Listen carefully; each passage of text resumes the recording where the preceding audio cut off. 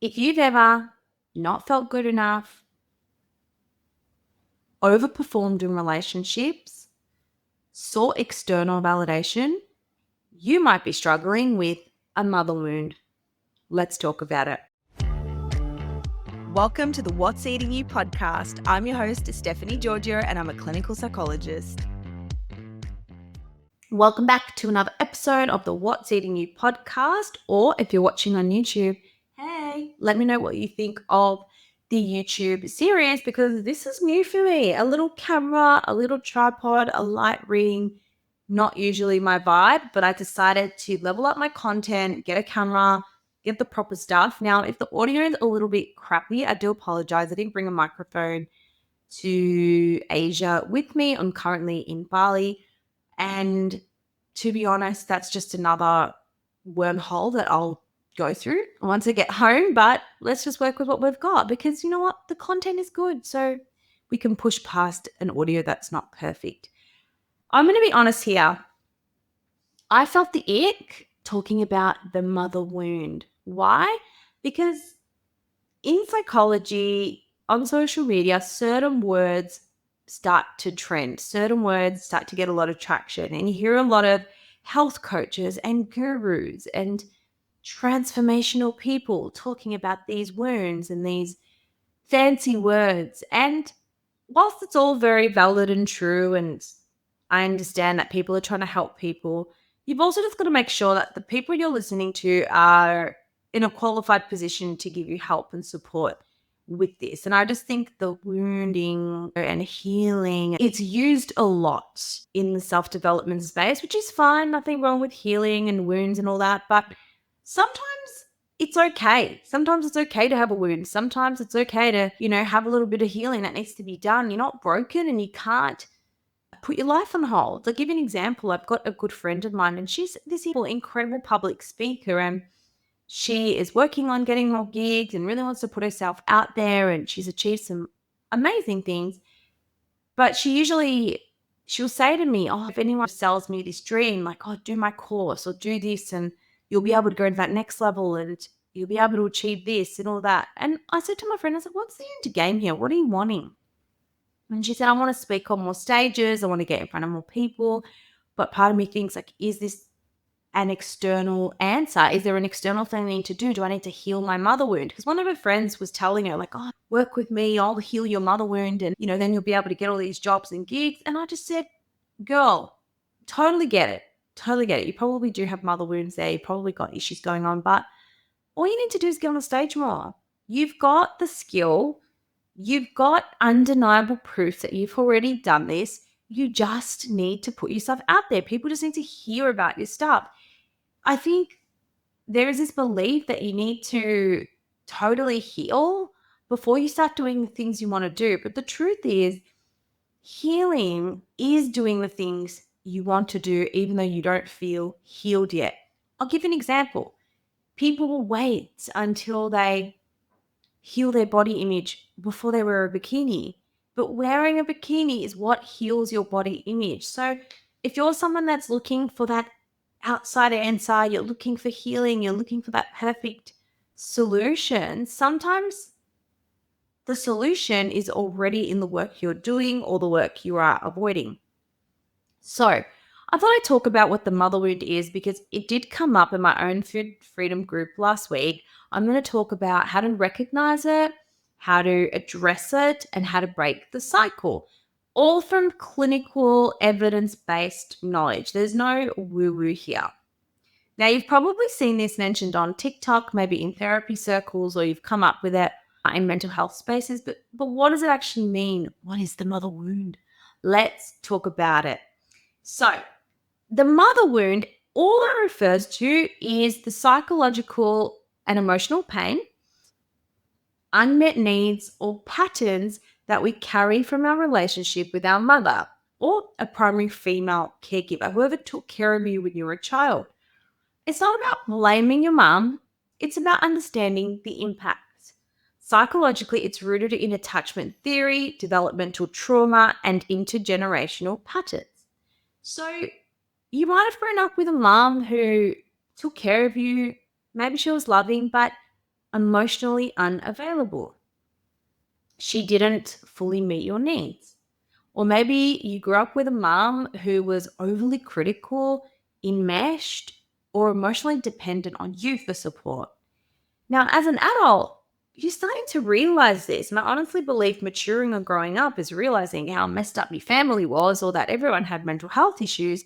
And that explains why you are the way you are, which is amazing because you're listening to this and you're working on yourself. But as an adult, you might find yourself not feeling good enough, struggling with boundaries, people pleasing, over functioning in relationships, seeking external validation, and you're repeating the same patterns. You're attracting the same people that you swore that you wouldn't do. But why all of a sudden? Why is this mother wound trending? If you're using ChatGPT and Google to figure out how to survive your ADHD, that's a sign you need real support. ADHD Journey is the online course and community I created for people who are smart, capable, but exhausted. It's less than a cup of coffee a week, and it can give you amazing techniques that you can also use with your kids. Use the code ADHD VIP at the checkout for 50% off your first month. I can't wait to see you on the other side. I really believe we're in a time of collective reflection. We've got access to social media, and women are accessing therapy a lot more than we were back in the day. And we're questioning why we were raised a certain way. We're noticing how our childhood situations and experiences have shaped us to this day. Especially millennials and Gen Z, they're parenting differently too. They're choosing to raise their children with emotional awareness. But this also means facing the wounds that you were raised with or they were raised with. Where does the mother wound come from? Because it's not just about your mother, it's about what your mother was taught. So, what society expected of her, what trauma she went through, what she wasn't allowed to feel. So, many mothers, and I encourage you to reflect on your own mother's experience, because sometimes the healing comes down to understanding. And when you can understand, it's not just about you not being good enough, it's not that your mum didn't love you, it's that her upbringing has negatively impacted her. So I want you to reflect for a minute on your own mother's upbringing. What has that been like for her? Was she raised in a super strict household? Was she told, be good, don't talk back, hide your feelings, children are seen and not heard, self-sacrifice is what makes you lovable, do anything for your family, put your needs last? So even mothers with the best intentions may have passed down emotional neglect, perfectionism, pressure to perform, unrelenting high standards. And over time, children internalize these experiences. And they might even form beliefs like, my needs are too much, I have to earn love, I'm only valuable if I succeed, I only get mum's attention if I succeed. Going back to unmet needs. So basically, as a child, you've got needs that need to be met. You've got psychological, safety, physical safety, shelter, food, water. They're your basic human needs, okay? And then we can look at this through Maslow's hierarchy of needs. So Maslow had a hierarchy of needs, and it was your basic needs, shelter, protection, food, water, and you work your way up these needs. And then at the top of the pyramid is self-actualization. As a child, if you don't feel safe to have your needs met, if your parents aren't meeting your physical needs, your emotional needs, they're not making you feel safe, you're not going to be able to properly explore and be a child. That's it. And then unfortunately, you internalize beliefs from these experiences. So if your mum didn't meet your needs as a child, maybe she was drunk, maybe she was an alcoholic, maybe she was a drug addict. What that means is mum was unable to give you what you needed. You didn't feel safe. You didn't feel secure. She didn't hug you when you were crying. She wasn't consistent. Now, a lot of people might be thinking, yeah, my mum it wasn't that bad. It's not like she was a drug addict, but it doesn't have to be that bad to have an effect on you. Little things, your parents working too much, that can have an impact. Yelling, hitting you with the wooden spoon, of course, was like normal growing up for many households, but even things that you don't think were bad can still have an impact on you. Here's how those unmet needs, and they don't have to be fully unmet, even if you weren't neglected or abused, even just little things. The silent treatment, for example, has a profound effect on a child's development. So what happens is if your needs don't get met, then you develop these beliefs like, I'm not good enough, I have to earn love, no one likes me, I'm a nuisance, I'm a burden on people, I'm defective, I'm unlovable. These are core beliefs and they're universal. So then what happens? Unmet needs lead to unhelpful beliefs that you internalize about yourself. And then this leads to modes of coping or ways of coping. Now, we can cope with this stuff in adaptive ways, healthy ways, or we can deal with it in unhealthy ways. Now, as a child, you don't really have a lot of choice. Okay, you might throw tantrums to try to get your needs met. You might just shut down and become a really withdrawn kid because you're too scared of being told off. This starts in childhood and then it goes into your adulthood. And the problem is, while these strategies might have worked in childhood, they no longer work in adulthood. And that's where they become maladaptive. Now, here are some of the things that might start off working for you, but then they become maladaptive. Overachieving to feel worthy, people pleasing to avoid rejection, shame when resting or slowing down, right? As soon as you hear the door open, you're jumping up, you're wiping the benches. Struggling to trust female friends, difficulty receiving care or praise from others or even compliments, feeling uncomfortable when your own needs arise. Now, all this research comes out of attachment theory. So, your time with your primary caregiver sets the scene for your attachment. Your attachment is linked to how your primary caregiver took care of you. Now, insecure attachment styles are linked to anxiety, depression, and relational difficulties. So, if you had a mother who didn't meet your needs on a consistent basis, it's likely you developed an insecure attachment style. We've got secure attachment styles, we've got insecure attachment styles. Now, in the insecure attachment styles, you've got avoidant, anxious, disorganized. Do you eat a large amount of food in a short period of time and feel a loss of control? Maybe you make yourself sick after you binge eat. If this is you, you're not alone. I'm a clinical psychologist who went through a 9-year eating disorder, and I know how to get to the other side of food freedom. If you're ready to ditch the dieting mentality, discover food freedom, and find confidence in yourself and your body, click the free eating evaluation call. The link is below.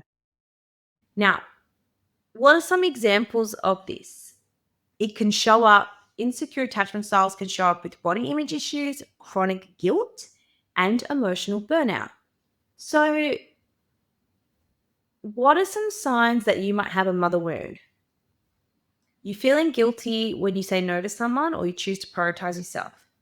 You constantly seek approval, even from people who don't value you or people you don't care about. You're afraid of becoming too much or too emotional. You replay your mother's voice in your head when you fail. You mimic your mother's self-criticism or treat your body the way she treated hers.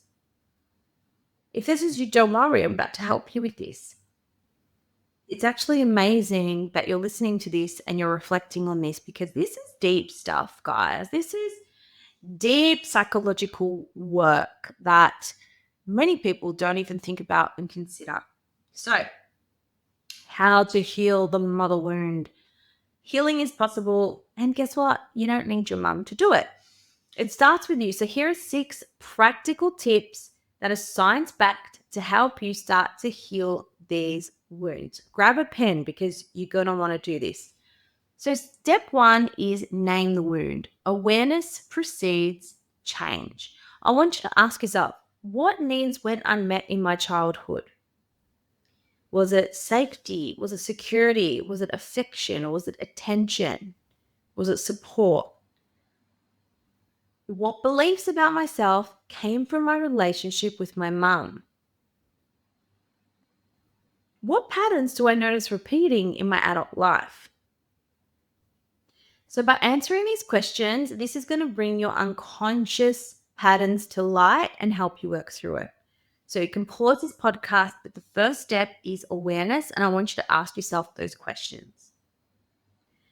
Number 2 is we want to validate your pain. We want to validate, but we don't want to accommodate it in a negative way. I'll give you an example. It's okay to grieve what you didn't receive. It's okay to say, do you know what? It really sucked that my mom never showed me the love and support that I saw my friends getting. It's okay to love your mom, but acknowledge that she also hurt you. Emotional processing is the key to healing. And if you suppress your emotions, this often leads to anxiety, depression, and even somatic symptoms, which is symptoms in the body. So I really want you to validate your pain. A lot of people will be like, oh, I love my mom because without her, I wouldn't be who I was today. And their parents have beat the crap out of them, black and blue. I had a friend once and he said to me, he's like, oh, I'm so grateful that my parents locked me up and beat the living crap out of me because, and I said, that's not okay. That's child abuse. And I honestly think it was the first time anyone said this to him, and he was from an Asian culture. And I think in Asian culture, like it's very important to respect your parents and just it is what it is and be strong. And this guy was a bodybuilder as well, so he had to, strong masculine type of vibe. And I said to him, I said, no, what your parents did was not okay.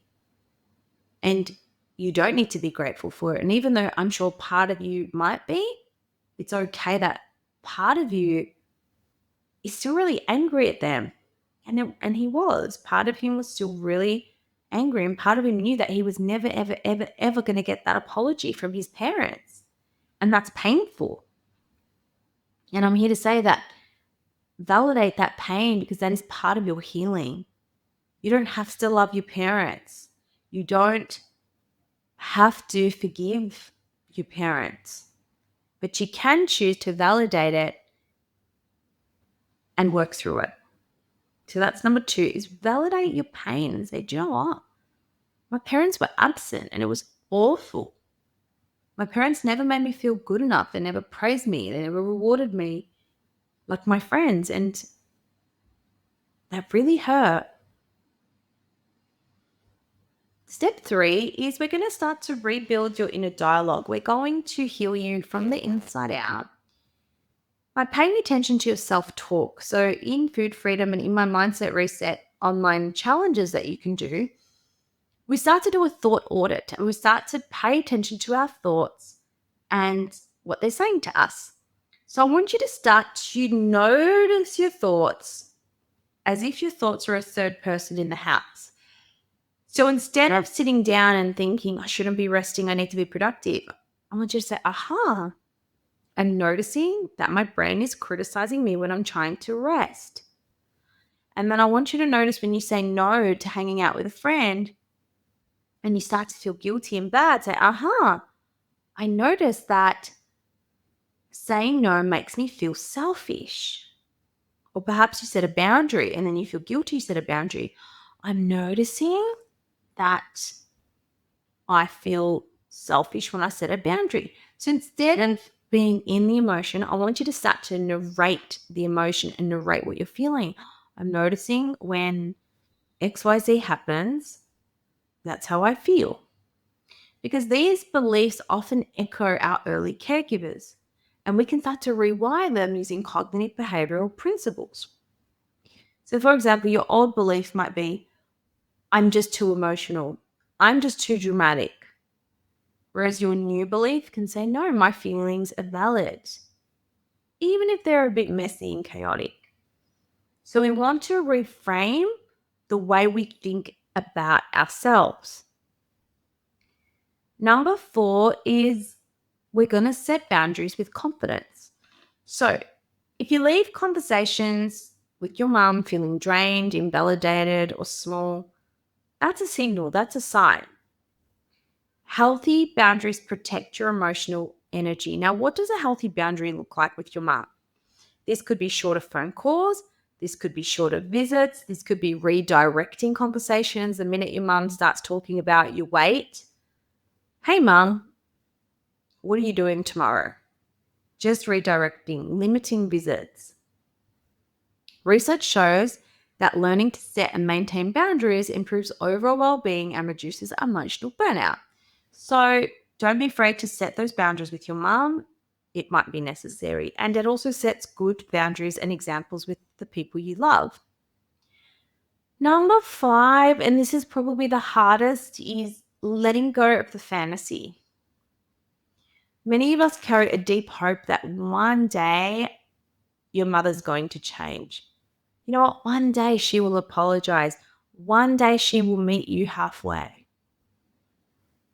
One day she'll give you the love and respect you've always wanted. For some people, that moment comes, and for others, it doesn't. You can't control that. No matter how much you tell your mum and you tell her to apologize, sometimes it's like going to a milk bar and trying to buy a car.